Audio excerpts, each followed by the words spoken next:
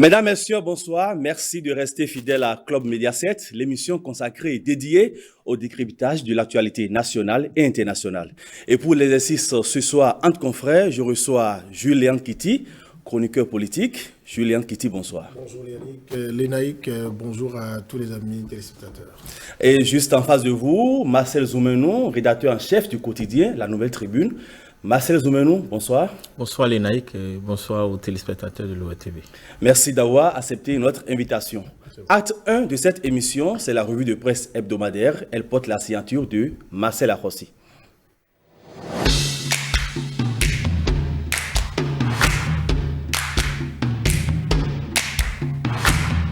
Attaque terroriste à Dassari, que s'est-il réellement passé? Selon le quotidien de service public, tout a commencé aux environs d'1h du matin par une détonation d'armes qui a alerté le voisinage du poste de police de l'arrondissement de Dassari. Et les éléments de la police, dans leur tentative d'en découdre avec ce groupe bien armé, ont perdu 2 des leurs sur place. Dans le communiqué de l'état-major général publié par Le Matinal, on apprend qu'aussitôt alerté, l'état-major général des forces armées béninoises a envoyé des unités en position pour venir en renfort aux policiers pris en étau. À l'arrivée des militaires, les assaillants étaient encore à l'intérieur du bâtiment du commissariat et avaient déjà mis feu aux motos en fourrière sur la cour. Leur prompte réaction aurait donc permis de sauver 3 des policiers ainsi que 2 gardés à vue en cellule, selon Le Matinal. 2 jours après, le potentiel dans sa parution révèle que 2 autres terroristes sont tués, ce qui porte à 4 le nombre de terroristes tués depuis l'attaque du commissariat de Dassari. Vif d'Afrique nous permet de son côté d'en savoir un peu plus sur les circonstances. Cet exploit grâce au tandem gagnant population-policier, selon le journal qui décrit la scène ainsi qu'il suit. Les djihadistes encore présents dans Dassari ont été aperçus à moto dans un village nommé Koundri. Aussitôt alerté, le commissaire et ses éléments, sans oublier le détachement militaire sur place, de même que les policiers en renfort venus de Natitengu depuis le 26 juin 2022, les a pris en chasse et l'embuscade préalablement mise en place aurait ainsi permis de les surprendre. Dans le cadre de cette même lutte, Patrice Talon est allé en Europe. C'est l'événement précis qu'il a annoncé tôt mercredi dernier, en tournée, selon le journal, pour échanger sur des questions préoccupantes, notamment celles liées à l'insécurité grandissante dans le Sahel et dans la sous-région ouest-africaine. Sur le sujet, Fraternité appelle à une convergence de vues et d'esprit et dit non à des déclarations contradictoires sur le pourquoi et le comment des attaques, en rappelant que l'objectif pour tous aujourd'hui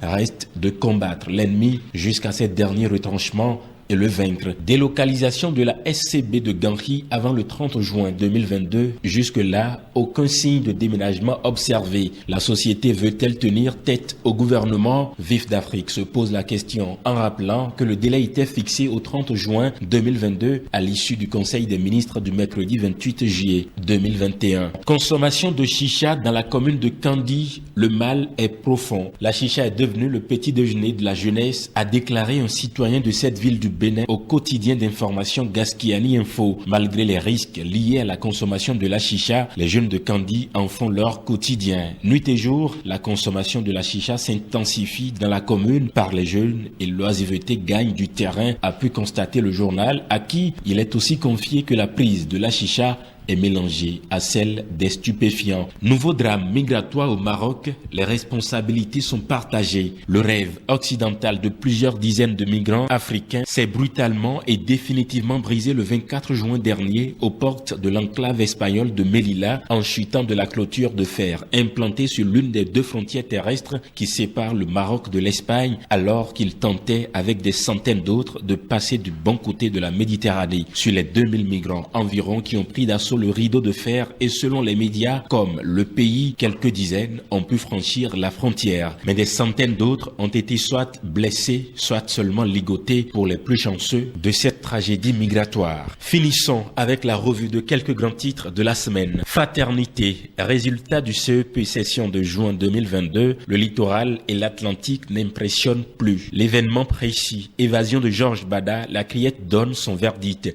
2 agents condamnés à 2 ans de prison prison, sa sœur Adélaïde Bada et une policière libérée au bénéfice du doute. Le matinal législatif de janvier 2023, moment de vérité pour la classe politique, la mouvance face à l'équation démocrate. L'autre vision, élection législative 2023, le manque d'engouement des partis politiques qui suscite des interrogations. L'indépendant, construction des logements sociaux de Wedo, 3035 logements déjà prêts à être intégrés, une merveille du gouvernement. Le matinal, maîtrise des inondations à Cotonou à l'horizon 2026, le pari sera-t-il tenu? L'économiste, financement de l'économie béninoise, les banques rament à contre-courant du PAG. Le soleil Bénin Info, les terroristes dans nos murs, peuple béninois, unissons-nous contre ces ennemis.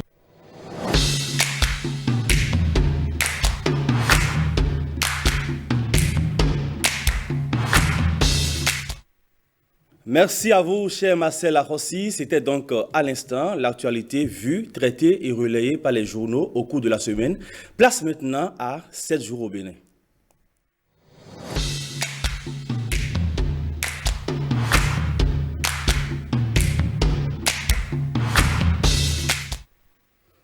Julien Kitty, 2 policiers béninois tués et 2 individus armés non identifiés, neutralisés par les forces de défense et de sécurité sur le champ, et 2 autres bien après.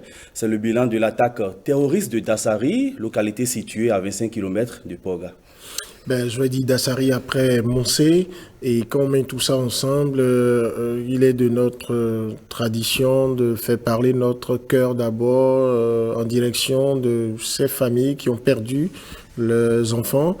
Et donc, hommage à ces soldats, ces policiers, et pourquoi pas, vous savez, l'armée, elle ne communique pas aussi souvent sur des pertes. En tout cas, partout où un compatriote qui se bat au front pour défendre la patrie perd sa vie, il faut que nous on s'incline vraiment sur la mémoire de ces personnes-là et que nous puissions saluer également la bravoure de ces soldats, parce que je ne sais pas ce qui se passe dans la tête d'un policier, d'un militaire lorsqu'il voit ses collègues perdre leur vie comme ça, et pour toujours continuer à défendre la patrie, il faut aller au front. Peut-être qu'ils sont bien formés pour que, quand il y a des cas comme ça, ils soient davantage dopés pour dire il faut en finir avec l'ennemi. Nous autres, qu'est-ce que nous devons faire? C'est de les accompagner avec nos intentions. Et j'observe un comportement très soulageant au niveau des patrons de ces 2 grandes entités de la sécurité et de la défense. Quand j'observe le directeur général de la police républicaine, Soumaïla Yaya, par exemple, toutes les fois j'ai vu quelqu'un comme lui intervenir après des situations du genre, ou même quand il envoie le porte-parole. La posture adoptée rassure. Vous savez, quand on parle d'insécurité, même quand ça paraît dramatique, quand les patrons, ceux qui sont chargés de gérer notre sécurité, rassurent, pas seulement pour le simple fait de rassurer, mais vous les voyez soit au front eux-mêmes, ou ils mettent en place des dispositions qui permettent quand même de réduire les marges de manœuvre des assaillants. Je pense que c'est une bonne chose. Même chose pour le général Fructueux Baguidi. Toutes les fois que moi je vois ce monsieur intervenir suite à des situations comme ça, j'ai l'impression que oui, l'armée est tenue par quelqu'un qui ne s'est pas trompé de métier. Et quand vous avez vu le communiqué de la direction générale et de l'armée, on va y revenir s'il vous plaît. Voilà, vous sentez que il y a de l'espoir et que les assaillants aussi perdent des hommes. Je ne me réjouis pas de la mort d'un être humain, parce que c'est d'abord dans la tête que ça se passe, que les gens en arrivent là. Mais je pense que ça devrait les faire réfléchir également. Et il faut davantage anticiper sur cette situation pour qu'ils ne puissent pas opérer avant que nous n'ayons la possibilité de leur faire perdre des hommes. Marcel Zoumenou, ça frappe toujours, la menace terroriste continue de planer, mais en face, les forces de l'ordre ripostent. Oui, ça plane toujours parce que le Bénin n'est pas un pays isolé. Le Bénin est dans une sous-région qui est menacée. Presque tous les pays qui sont autour de nous sont frappés par le phénomène du terrorisme. Donc, il n'était pas possible de croire qu'on pouvait être épargné pendant aussi longtemps. Le Nigeria l'est depuis plus d'une décennie, le Togo a été frappé et tous les pays qui sont au nord du Bénin, que ce soit le Burkina et le Niger, sont frappés. Donc, pour moi, c'est pas que c'est un problème spécifique au Bénin, c'est un problème sous-régional, c'est un problème régional, c'est un problème international. Donc, le Bénin n'est qu'une victime parmi tant d'autres de ça. Et c'est pourquoi quand je vois ce qui se passe dans notre pays, ça m'attriste quand je vois des jeunes, parce que la plupart du temps, leurs photos nous reviennent sur les réseaux sociaux, on voit que c'est des jeunes policiers, des jeunes soldats qui tombent. Et ça me fait de la peine pour eux, pour leurs familles. Pour peut-être leur épouse et leurs enfants, je suppose qu'ils doivent en avoir, et la peine pour le pays qui paie des bras valides, des gens qu'on envoie ainsi au front. Et ce qui est un peu déplorable et qui ne permet pas d'être pour autant espérant et rassuré, c'est que face au phénomène du terrorisme, on ne sait jamais quand est-ce que vous allez en finir avec. Et donc, c'est ça ce qui est dramatique. Cela m'amène à dire que le gouvernement doit redoubler d'efforts, mais je me dis toujours que nous devons faire des actions concertées. On doit se mettre ensemble avec le Togo, le Burkina, le Niger pour faire des actions concertées. Parce que il y a plusieurs initiatives allant dans ce sens. Tout à fait. Donc, il faut renforcer ces initiatives. Si un pays décide de mettre en place une politique publique propre à elle, ça risque de pénaliser les autres pays. Donc pour moi, il faut continuer cela. Le gouvernement doit renforcer la formation des agents de sécurité, parce que cette fois-ci, l'ennemi n'est pas un ennemi comme les autres. Et donc, pour moi, il faut non seulement s'organiser, mais j'insiste beaucoup sur l'anticipation. C'est pourquoi, pour moi, la lutte contre le terrorisme doit être beaucoup plus une lutte pour avoir du renseignement, du bon renseignement. Et quand vous avez du bon renseignement, ça vous permet d'anticiper. Je suis sûr que la réplique qu'il y a eu la dernière fois à Dassari, qui est tout à fait extraordinaire, et je salue cela au passage, n'est pas intervenu sans que les forces de l'ordre n'aient été renseignées, n'aient été informées à temps. Donc pour moi, il faut renforcer les moyens pour avoir de l'information à temps et rendre les forces disponibles pour frapper. C'est très vaste. Quand on est à Cotonou, on ne s'imagine pas ce que ça représente, autant de territoires à couvrir par les forces de l'ordre.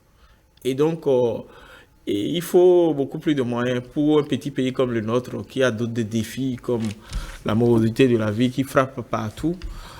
Je pense que c'est laborieux de faire face à cette hydre-là. Et l'État y met les moyens. Julien Kitty, vous l'évoquiez justement, ce communiqué interministériel qui invite à la déclaration des étrangers résidents ou nouvellement arrivés dans n'importe quelle localité, parce que les terroristes sont en train de vouloir faire enrôler des citoyens béninois pour accomplir leurs basses et sales besoins.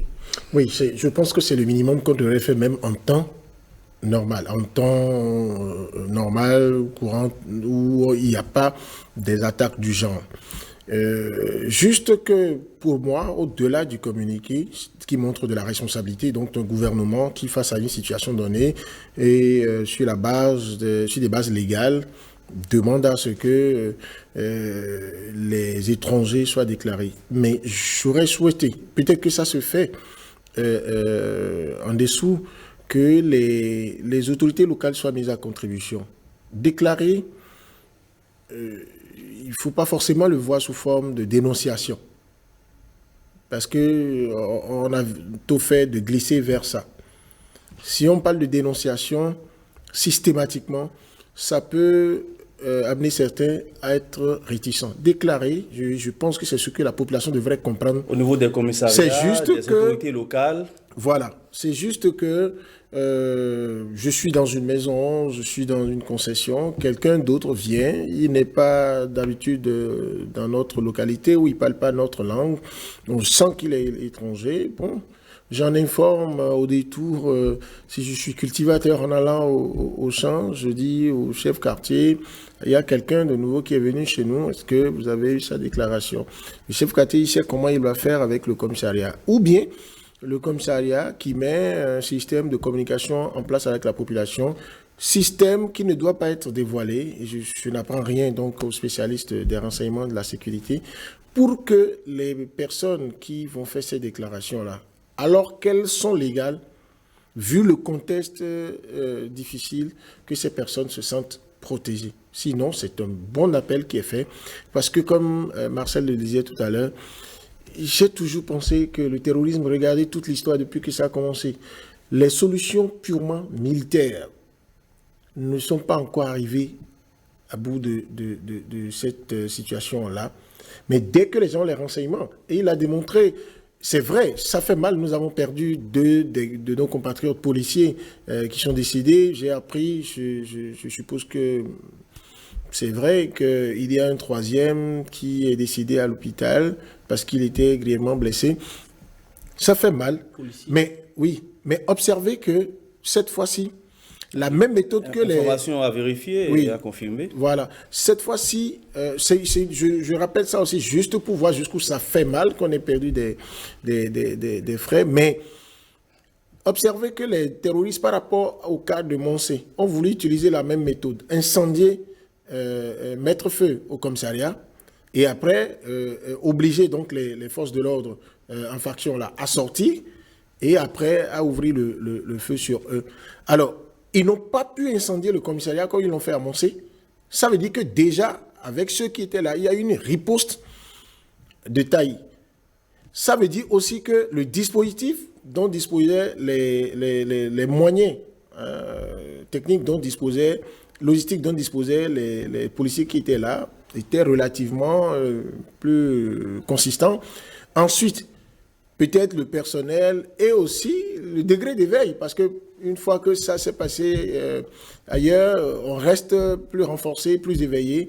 Et maintenant, la rapidité avec laquelle les éléments des forces armées béninoises aussi sont intervenus, ça veut dire qu'il y a une communication et on a donné plus de moyens à ces personnes-là aussi pour intervenir. Je me rappelle très bien, j'étais en tournée dans le Septentrion il y a quelques mois, presque une année, et il y avait eu des informations, des alertes comme ça dans une autre zone du Nord. Et subitement, je vais tomber dans une maison où il y avait des militaires qui devraient aller renforcer.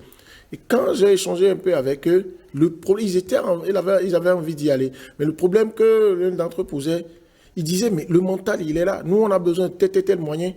Ces personnes, si on va, on anticipe, on est les premiers sur le terrain, ils ne vont pas pouvoir évoluer.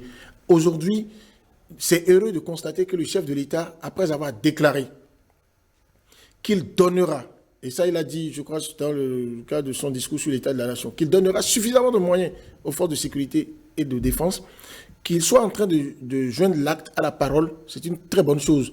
Parce qu'il faut que nous soyons fiers de quelque chose, de savoir que c'est vrai, on a perdu quelques hommes, mais les intentions des assaillants, c'est pas ça. Ils ont bien envie d'aller au-delà de ça. Ils ont bien envie, et vous allez voir, plus nos forces de l'ordre vont sécuriser nos zones frontalières, plus vous allez voir ces groupes-là tenter de d'ébranler le dispositif béninois, parce que eux, étant en difficulté dans le Sahel, ils ont besoin d'avoir des bases arrières. Ils ont besoin d'avoir des pays. Qui vous dit que ces personnes-là ne circulaient pas sur le territoire béninois avant? Mais dès qu'on commence par les mettre en difficulté, ils réagissent et ça n'arrivera pas. Vous l'avez entendu, je le répète, ça n'est pas négligeable dans les discours des patrons des unités de police et de l'armée de dire, même le ministre de la Défense, qu'on ne laissera pas un seul centimètre carré à ces ennemis-là. Marcel Zoumenou, les populations sont donc invitées à collaborer avec les forces de défense et de sécurité dans une dynamique, dans une démarche de coproduction de la sécurité. Oui, c'est une très bonne option. On ne peut pas lutter contre le terrorisme sans associer les populations. Parce que c'est elles qui sont dans le milieu, qui vivent, qui rencontrent des gens et qui peuvent alerter les forces de l'ordre sur d'éventuels mouvements de gens suspects qu'ils auraient vus. Mais sur le communiqué des deux ministres, moi j'ai quelques réserves parce que quand j'ai lu le communiqué, j'ai l'impression que c'est comme si on avait déjà le profil type du terroriste. On dit il faut recenser les étrangers. C'est vrai que mon ami confrère a dit, même si on n'était pas dans une situation de crise, c'est des démarches ordinaires qu'on devait avoir. Mais quand on le présente comme tel, c'est comme si on donne l'impression que on connaît déjà qui est terroriste, c'est quelqu'un qui vient de l'étranger, peut-être avec une moto, avec un fusil, et qui vient nous attaquer. Alors que de plus en plus, moi, j'ai l'impression que les terroristes... C'est juste non, une mesure d'anticipation. Non, aussi. mais tel qu'on le présente, c'est stigmatisant à l'endroit de l'étranger. Et donc, moi, je crois et je continue à croire ces derniers temps-ci que j'ai envie de dire que le terrorisme n'est peut-être pas celui-là qu'on est en train de penser. Parce que quand vous recoupez les informations, par exemple pour Moussé, la frappe a eu lieu à un moment précis où on a dit que le gouvernement s'apprêtait à équiper sur la... Donc, je me pose assez de questions. Je me demande si il n'y a pas de complicité, même au sein des populations, même au sein de certains milieux qu'on ne pouvait pas imaginer être complices de ça. Parce que j'ai comme l'impression qu'ils ont de bonnes informations et ils agissent sur de bonnes informations.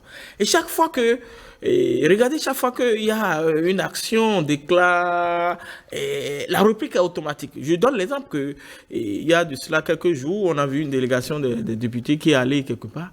Et quelques jours après, il y a eu la frappe la plus lourde que nous avons eue. Donc, moi, je souhaite que nous puissions utiliser des moyens beaucoup plus discrets.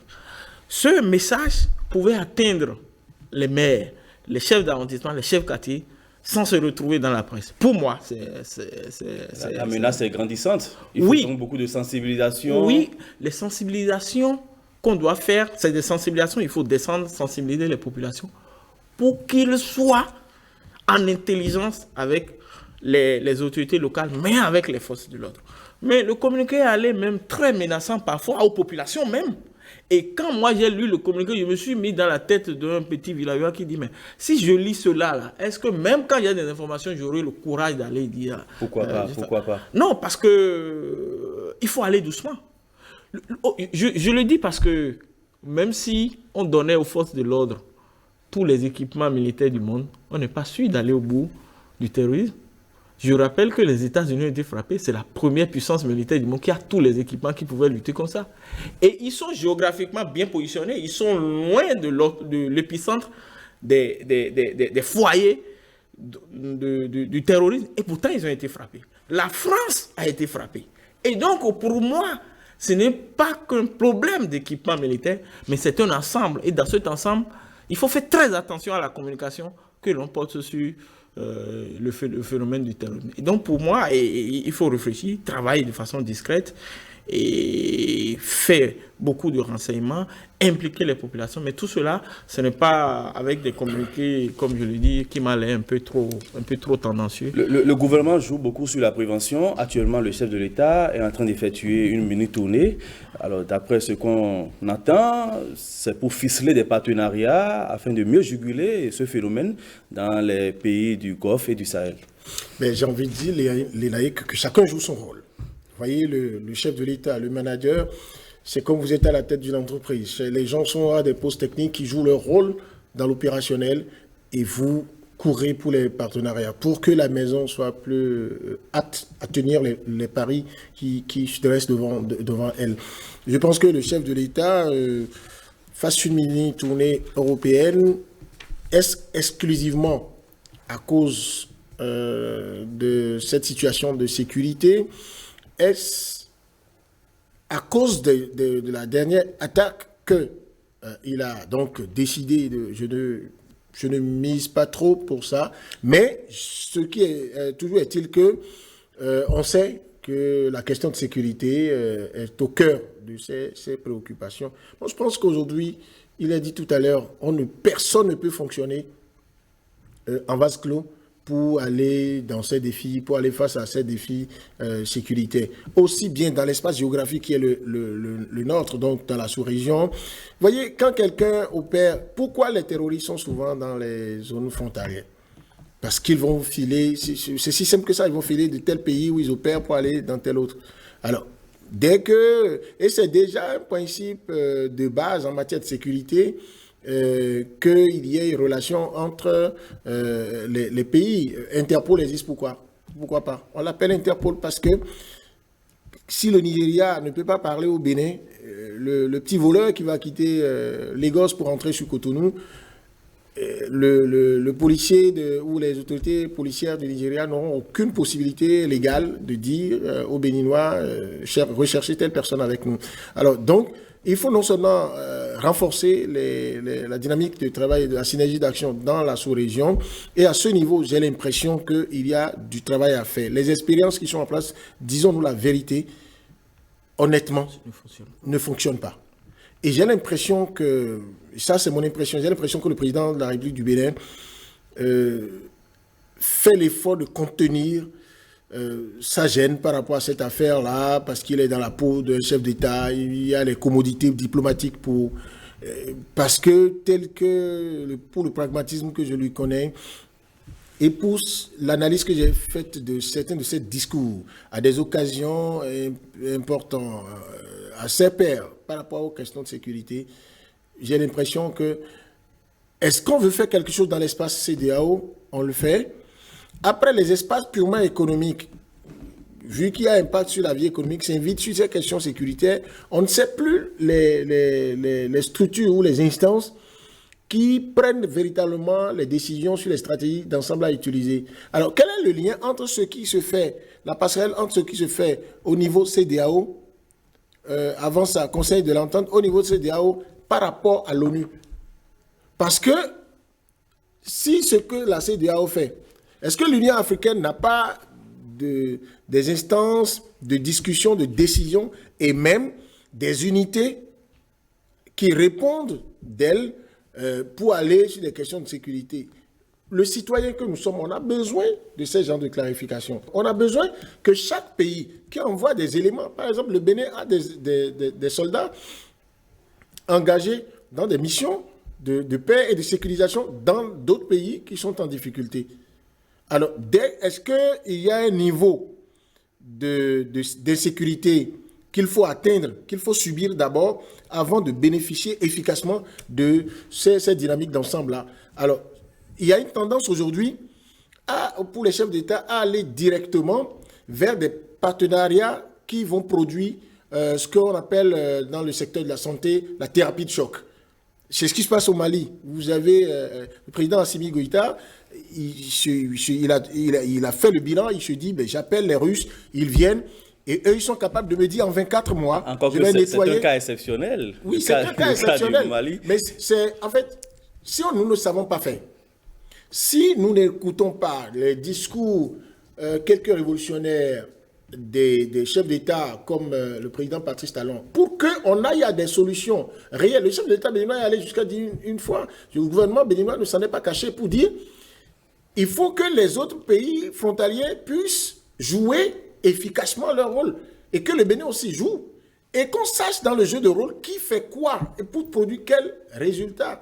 Et donc, de ce point de vue-là, je pense qu'il y manque d'évaluation par rapport aux méthodes utilisées jusque-là et de modernisation, parce que les terroristes, eux, j'ai l'impression, ils ne sont pas des cons. J'ai l'impression, je ne les célèbre pas. Pour des gens qui savent utiliser des armes de guerre, des gens qui, non seulement ne savent pas se tirer seulement, mais ils savent utiliser des méthodes pour surprendre des forces régulières et régulièrement formées pour la sécurité. Il va donc falloir renforcer les moyens de lutte. Oui. Nous allons évoluer dans le débat. Marcel Zoumenou, lundi dernier, l'Argentine nationale était face aux parlementaires. Il leur a exposé, décliné et dévoilé les grandes lignes du projet de loi de finances gestion 2023. Alors, ce qu'on en retient, c'est que face au climat d'incertitude provoqué par le conflit russo-ukrainien et les effets de la pandémie, il va falloir faire la promotion de certains secteurs prioritaires afin de pouvoir maintenir un certain équilibre économique. Oui, tu parles du débat d'orientation budgétaire. Oui. Alors, le débat d'orientation budgétaire, c'est quelque chose qui se fait tous les ans, en juin souvent, qui permet d'avoir l'ossature du budget de l'année prochaine. Donc, c'est déjà les propositions que le gouvernement entend concrétisé dans la loi des finances et il soumet cela aux députés pour avoir leur avis, des propositions. Mais je crois que à ce niveau, il y a un travail important que je ne vois plus. Je crois que ça avait eu lieu par le passé que je ne vois plus, c'est de faire l'effort pour associer ce qu'on appelle les forces vives. Je parle de forces vives, les syndicats, les partis politiques, les organisations non gouvernementales. Et c'est vrai qu'on ne peut pas associer tout le peuple. Il y a déjà les représentants du peuple, mais il est important de consulter tous ces petits groupes et d'avoir un peu leur avis. Je crois que c'est aux députés à l'Assemblée nationale de faire ce travail et de tenir compte pour faire les amendements. Je ne le sens plus aujourd'hui parce que c'est pas évident que les députés soient au courant de tout ce que les populations veulent. Et donc, pour qu'on ait un budget qui ressemble aux aspirations du peuple, il est très important de tenir compte, de discuter, d'ouvrir des dialogues envers tous ces partis-là et d'avoir leur point de vue. Parce que un gouvernement, il fait son budget en fonction des informations qu'il a, en fonction des données qu'il a, en fonction des éléments qu'il a en main. Et donc, il y a plein de choses qui peuvent lui échapper. Et donc, c'est pourquoi on amène ça à l'Assemblée nationale pour que, en tant que représentant du peuple, les députés puissent ouvrir encore les éventails, ouvrir encore les yeux pour le gouvernement pour dire il a cet aspect qui est très important et pour lequel nous, on souhaite que vous puissiez augmenter peut-être la ligne budgétaire ou bien diminuer. Par exemple, moi, je prends un exemple très simple aujourd'hui sur la cherté de la vie. Moi, je fais partie de ceux qui pensent que les services sociaux vitaux doivent être subventionnés, par exemple, l'eau, l'électricité, tout au moins, pour les couches les plus défavorisées. Donc, c'est sur ces petits trucs qu'on aurait senti les députés un peu proches des populations. Et sur d'autres problèmes aussi, pas que les problèmes de la mobilité de la vie, des problèmes de chômage des jeunes, c'est des choses qui préoccupent les populations aujourd'hui.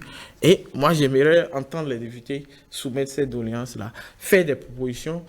C'est vrai que quand vous discutez avec les députés, ils disent toujours être limité parce que quand la loi, le règlement intérieur dit, mais quand vous faites une proposition ou un amendement, si ça a d'incidence financière, vous devez proposer au gouvernement les moyens pour le gouvernement de trouver les moyens pour faire face à ce que vous proposez. Donc ça les limite un peu, mais moi je pense qu'il est très important que les populations soient associées à la préparation du budget pour que le budget puisse mieux refléter leurs aspirations et leurs vouloirs. Julien Kitty, votre regard sur la question? Non, je pense qu'il faut déjà insister sur ce qu'affichent les prévisions budgétaires pour 2023 déjà. Pour un budget qui vient après une lutte âpre et très difficile contre la pandémie, avec des dépenses ou des réajustements inattendus que le gouvernement a dû opérer, qu'il y ait quand même un accroissement du budget, je crois autour de plus de 10%, et que les dépenses aussi connaissent dans les prévisions un accroissement de près de 5%. Ça veut dire qu'il y a de grandes ambitions quand même qui sont... Parce ce gouvernement aurait pu avoir tendance à faire un budget d'austérité pour dire je ne prends pas de risques pour avoir beaucoup saigné. Et vu que l'assiette des recettes, je ne sais pas, je n'ai pas les chiffres sur ce plan, je ne sais pas si ça a vraiment augmenté, mais pour un peuple qui est en difficulté, qui est présent en crise de cherté de la vie, je ne pense pas qu'il y a eu plus de possibilités de faire des recettes au plan fiscal pour pouvoir donc avoir suffisamment de sous. Maintenant, est-ce que des prêts ont été renforcés? Il faut aller voir à ce niveau aussi. Mais sur les orientations, mais je pense que, contrairement à ce que dit Marcel Zoumenou, on s'entend sur l'intention, l'idéal que consisterait la concertation avec les forces vives pour savoir les aspirations des gens. Parce que les partenaires techniques et financiers aujourd'hui dans le monde, beaucoup sont très regardants sur des schémas, des montages de budget, des simulations de budget effectués par la société civile. Et ils regardent ça et financent même parfois des activités du genre pour qu'on voit s'il était donné à la société civile d'accord, aux forces vives là, d'élaborer le budget. Donc, c'est les forces vives plus représentatives donc, de la population qui devraient être bénéficiaires de ces actions-là. À quoi ça ressemblerait? Et ça permet au gouvernement... Très bien. Ça permet au gouvernement de savoir éviter d'oublier quelques points importants. Mais moi, je voudrais surtout indexer qu'il m'en excuse. Interpeller le rôle des députés. Ils sont les représentants de la nation.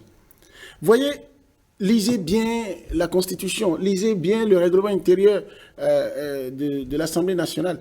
Chaque député, si malgré le fait qu'il ait été élu dans une circonscription électorale, on l'appelle élu de la nation, ça veut dire que quand il n'est pas assis au palais des gouverneurs, il est dans la consultation du peuple.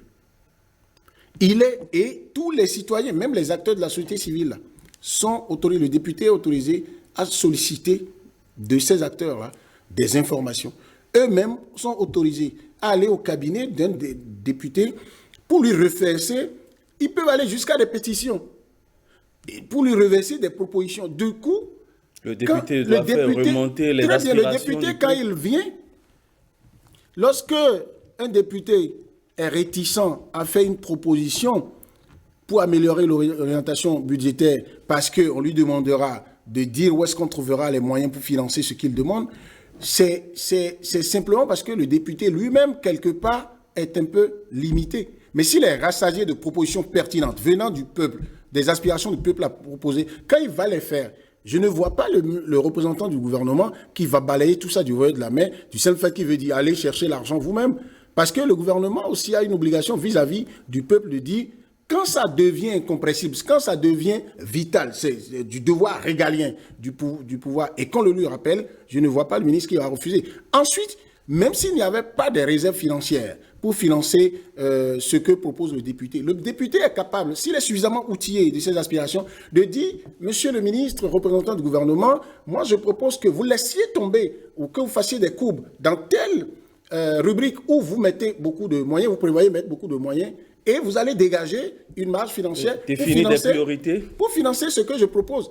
Et donc, il faut voir le débat parlementaire aujourd'hui, même s'il est suffisamment censuré, il faut aller interroger ce débat pour dire, sur ces questions-là, est-ce que, je pense qu'on avait la pratique bon, c'est quand l'examen proprement dit du budget approche, qu'il y a des ateliers qui se font, mais je pense déjà en amont, dès l'étape des débats d'orientation, il faut que ça se fasse. Si les députés font ce contact permanent, d'accord, avec les acteurs de la société civile, avec les corps constitués jusqu'à la base, je pense qu'on va gagner du temps et dès que le contenu est intéressant, on ne va plus se plaindre de ce qu'on n'est pas allé... Parce que on vous aura finalement, compris, ça va revenir à une conférence nationale toutes les fois qu'on veut faire quelque chose du genre. Alors, Marcel Zoumenou, nous allons évoluer dans le débat.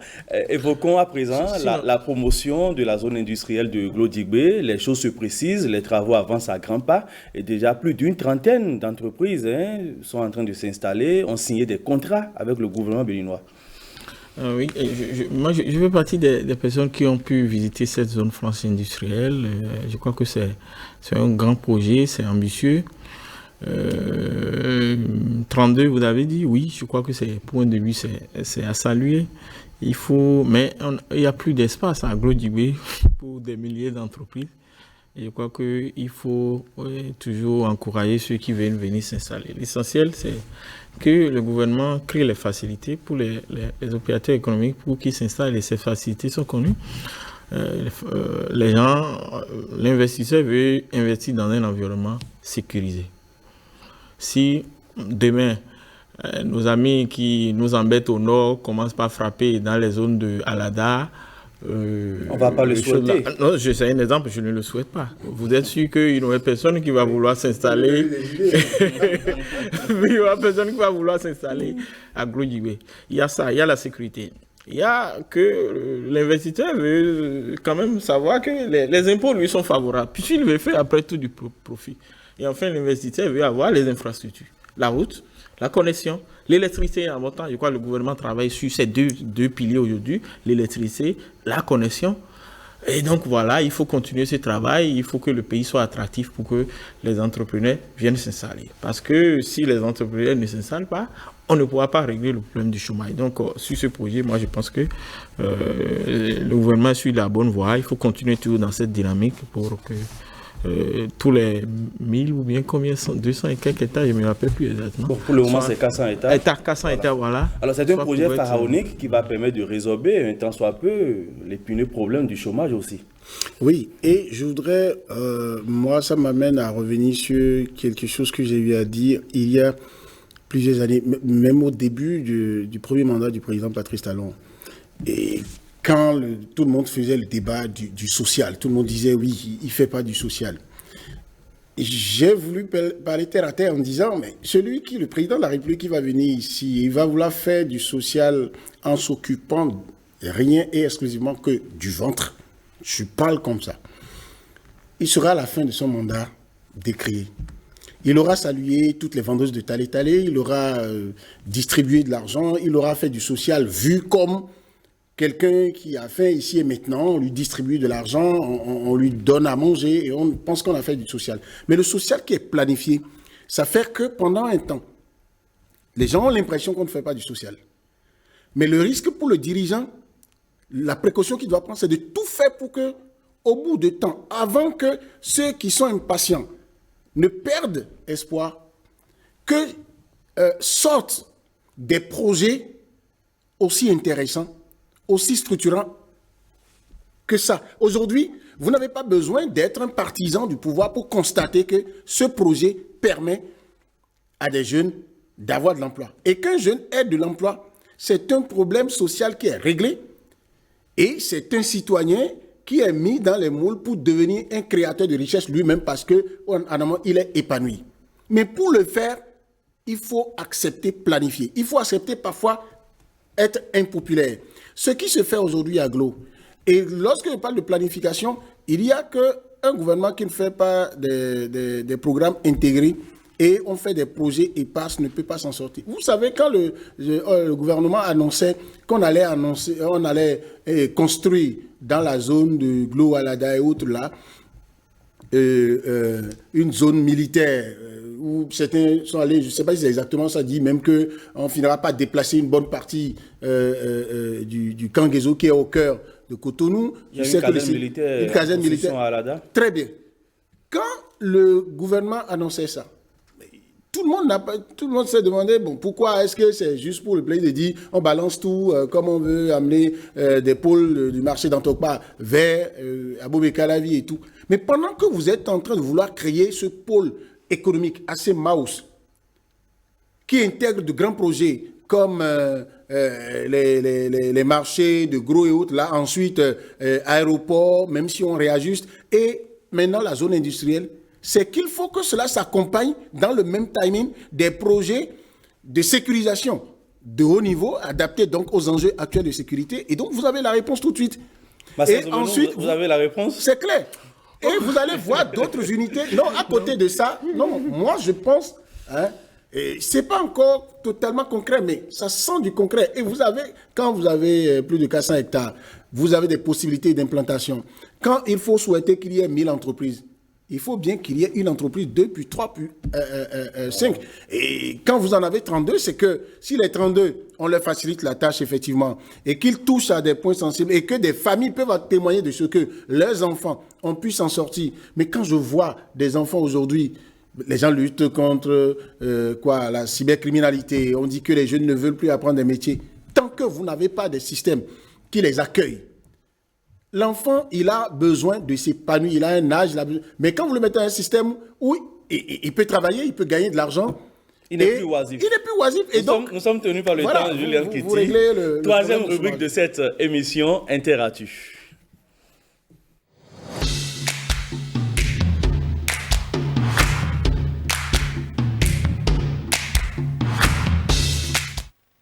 Marcel Zoumenou, Yael Brahim-Pivette, élue présidente de l'Assemblée nationale française, c'est la toute première fois qu'une femme accède à ce poste de responsabilité éminemment politique en France. Oui, il faut reconnaître qu'elle a été élue avec des voix hétéroclites. Ça, c'est la première chose que je retiens. C'est-à-dire que pour la première fois, le Front National est entré dans la danse et a permis, et donc les gens de la gauche classique n'ont pas aimé. Mais au-delà de tout, c'est l'image que la France présente aujourd'hui. Premier ministre, une femme, et président de l'Assemblée, une femme, je crois que deuxième. Chez eux, le premier ministre est la deuxième personnalité, le président de l'Assemblée la quatrième personnalité. Donc, quand vous voyez sur les 5 premières personnalités de l'État, il y a 2 femmes. Je crois que c'est le fait que c'est un signe, que c'est un pays qui est ouvert, un pays qui fait des droits des femmes et du genre une priorité politique. Pas qu'une priorité nationale, une priorité politique. Et vous regardez aussi dans le nombre de députés, le pourcentage de femmes est quand même assez élevé. L'autre débat, c'est de savoir comment elle peut réussir à gérer une assemblée, d'ailleurs, comme je le disais, assez hétéroclite, et permettre au président Macron de faire passer sa politique. Et c'est à ce niveau qu'on va l'attendre. Étant donné qu'elle est une femme, elle n'aura pas la tâche facile. Elle n'aura pas la tâche du tout facile. Moi, je suis beaucoup la politique française et je voudrais quand même compter qu'elle puisse réussir son mandat. Alors, avocate, militante associative, elle a d'ailleurs été la présidente de la commission des lois à l'Assemblée nationale et très très récemment ministre des Outre-mer, même si elle a eu à peine à faire un mois. Quelques jours de plus. Je pense que c'est beaucoup plus son parcours personnel, d'accord, qui va pouvoir parler. Après la réélection du président Macron, tout le reste, et ça je pèse mes mots, sur papier semble lui échapper. Vous voyez, la manière dont lui-même, déjà la session de Emmanuel Macron au pouvoir, j'ai coutume de dire sans risque de me tromper que le tableau classique que présentait la France jusque-là a été désarticulé. On n'arrive plus à lire la droite, la gauche et tout. Et lui-même, au milieu d'une droite qui se mange le nez, la gauche qui était complètement en déconfiture, et il a pu donc glaner de partout pour présenter un mouvement qu'on ne peut pas classer. Alors, pour se faire réélire, on n'a pas fait la campagne sur la base d'idéologie. Il était obligé de se concentrer sur son projet. Alors, sur son projet, sur ses actions, il y avait plusieurs points sur lesquels il était en difficulté, ce qui a fait que les voix étaient suffisamment émiettées. Et vous avez vu comment c'est sur le fil du rasoir qu'il a été réélu. Mais quand juste après ça, on fait les élections législatives, il paie la majorité, le phénomène continue à l'Assemblée nationale. Vous n'aviez jamais eu ça. Donc vous avez une Assemblée nationale française qui aujourd'hui a une présidente qui est obligée de colmater les brèches aujourd'hui, de faire aussi les contraires sociopolitiques pour pouvoir... Maintenant, comment Macron met au cou de cette dame la responsabilité de lui produire la magie qui permette de faire passer. Emmanuel Macron, me semble-t-il, n'aura pas beaucoup de choses à lui dire. C'est elle, en tant qu'avocate, en tant que militante des droits sociaux, et qui sait, en de pareilles circonstances, et aujourd'hui, l'Assemblée française a une particularité aujourd'hui, vous avez des symboles des députés élus représentant des couches défavorisées, des couches qui ont des causes précises. Regardez ce qui fait beaucoup de spectacles aujourd'hui, l'Ivoirienne. Alors, donc, vous avez plusieurs députés comme ça élus qui viennent avec un calendrier très précis. Alors, celle-là pourra peut-être, de par son parcours, être un interlocuteur, une interlocutrice valable pour trouver les solutions. Non pas à cause du mérite du pouvoir Macron. Et Macron pourra, s'il est en intelligence avec elle, tirer bon profit de ça, parce que déjà au niveau même de l'Europe, au-delà de la France, il finit son mandat.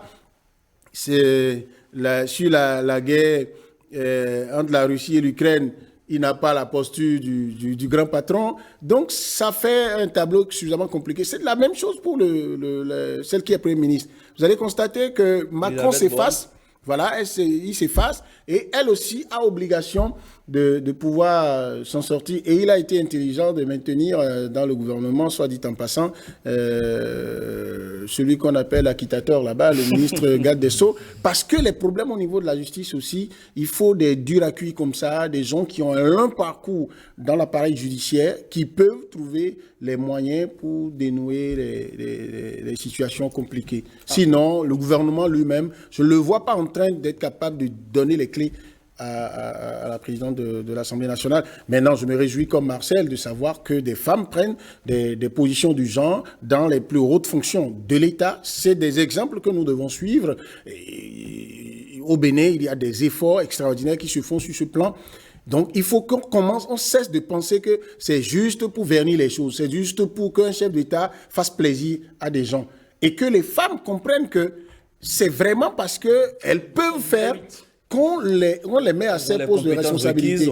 Vous le voyez quand, et ça c'est la responsabilité ici chez nous, de la présidente de l'Institut national de la femme par exemple, qui a été choisie à cause de son parcours et qui devrait donc pouvoir faire entendre ce message-là aux femmes pour dire, ne pensez pas qu'il y a une saison pour qu'on dise, bon, on veut vous jeter des prébendes, on veut vous jeter des positions juste pour vous contenter. Mais parce que vous méritez, il faut prendre ça. Et il faut surtout que toutes celles qui prennent ces responsabilités-là puissent donner un bon résultat pour que l'impact soit là. Et ça devient comme des moules qui sont tracés. N'importe quel chef d'État vient. La dynamique puisse continuer. Voilà.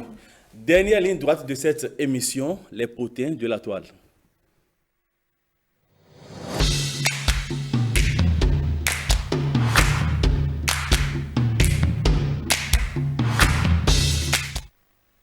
Marcel Zoumenou, le célébrissime chanteur américain R. Kelly, est condamné à 30 ans de prison pour crimes sexuels. On le sait, cet artiste est souvent trempé dans les affaires d'agression sexuelle, de viols sur mineurs et autres. Oui, c'est regrettable pour lui, pour sa carrière. Et moi, je faisais partie de ceux qui admiraient ses chansons. J'aimais beaucoup écouter. I Believe I Can Fly. Yes, beaucoup ses chansons. Et quand il y a appris tout ça sur lui, bon... Dans un premier temps, je ne commençais pas à me dire, mais est-ce que c'est pas, vous savez, aux États-Unis, comme il est noir, est-ce que c'est pas du racisme? Est-ce que les gens n'ont pas envie de le liquider? Il y a toute une série de mais victimes. après, j'ai lu assez de choses et j'ai vu que il était vraiment trempé. Et c'est vraiment malheureux pour lui. Mais l'exemple que ça donne, c'est l'exemple d'un pays où les mœurs sont vraiment des choses vraiment sacrées. Et je crois que nous, on doit s'inspirer de ça. Il y a des gens comme lui qui ont des vices beaucoup plus pervers ici, mais qui roulent tranquillement. Et donc, on doit travailler pour montrer que les problèmes de mœurs doivent être une préoccupation pour nos sociétés demain. Vous regardez aujourd'hui sur les réseaux sociaux, vous voyez pas mal de choses qui vous heurtent, qui vous blessent, qui sont pas admissibles pour des gens, des jeunes, mais il n'y a personne. Moi, je fais partie de ceux qui disent mais qu'il faut créer une police des mœurs. Je le dis tout le temps. Il y en a ici. Notre pays a déjà une police des mœurs. Si on a une police de mœurs, donc cette police a vraiment du boulot. Elle a vraiment du boulot et vraiment il faut que, parce que à cette allure-là, aujourd'hui les Européens, les Occidentaux qui sont nés dans une société très libérale où tout leur est permis, sont en train de punir des choses comme ça. Et nous, voilà que tout est ouvert ici, les gens utilisent les réseaux sociaux de façon anarchique et désordonnée. Je crains que nous ne les dépassons dans les années à venir. C'est pourquoi je dis qu'il y a un travail au niveau des mœurs, ça fait un travail très important pour l'avenir de notre pays. La descente aux enfers pour R. Kelly. Alors, Julian Kitty, comment expliquer que ces stars-là aient ce côté pervers, alors qu'il y a de jolies dames qui tombent à leurs pieds, mais malheureusement, ces artistes s'attaquent à de petites filles, des mineurs. Comment expliquer ce vice? Non, ça s'explique et depuis la nuit des temps, retenez, dans tous les domaines,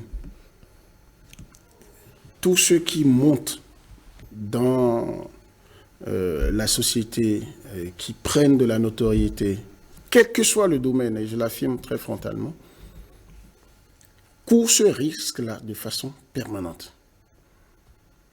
Et vous interrogez l'histoire, vous allez voir, que ce soit en politique, que ce soit...